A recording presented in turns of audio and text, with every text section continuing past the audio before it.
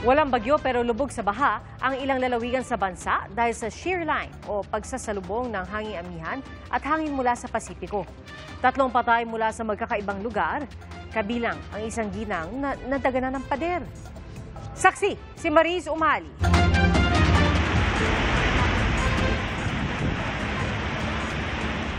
Tuktok na lang ng mga puno ng niyog ang kita sa bahaging ito ng Barangay 13 Martires sa Kasiguran, Sorsogon.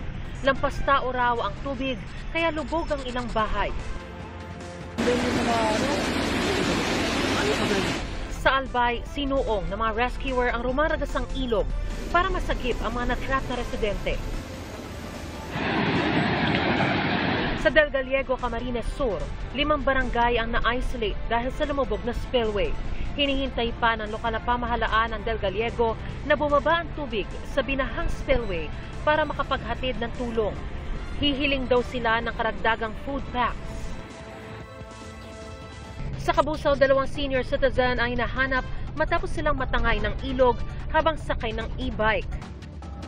Sa Ragay, sa trahedya nagtapos ang paghahanap sa isang lalaki. Nahulog siya sa tulay at tinangay ng baha.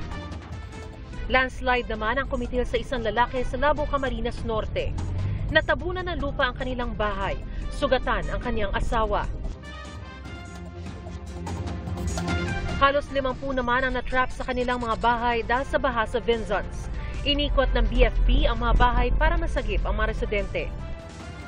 Pinasok din ng tubig ang ilang bahay dahil sa baha sa Lopez, Quezon. Sa Aklan, 7 bayan ang binaha. Nasa 3 talampakan naman ang lalim ng baha sa highway, kaya stranded ang ilang motorista. Sa tala ng Aklan PDRRMO, may mga naiulat na landslide sa mga bayan ng Altavas at Batan. Mahigit 1,000 pamilya ang apektado ng pagbaha. Pero mas masaklap ang sinapit na isang mag-anak sa Cebu City sa kasagsagan ng malakas na ulan. Nabagsakan ng bumigay na pader ng riprap ang kanilang bahay. Natabunan ng kalahati ng katawan ng 49 anyos na si Eliza Batil. Nailigtas ang kanyang mister. Pero si Eliza nasawi sa kalagitnaan ng rescue operation. Ipinag-utos na ng lokal na pamahalaan ang investigasyon sa insidente. Gayon din kung sino ang dapat managot.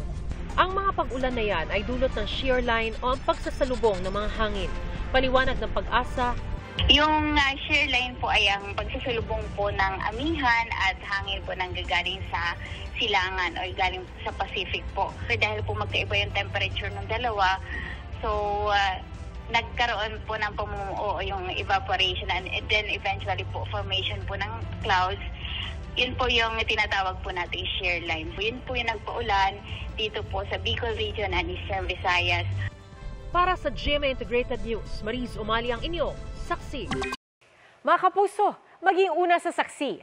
Mag-subscribe sa GMA Integrated News sa YouTube para sa iba't ibang balita.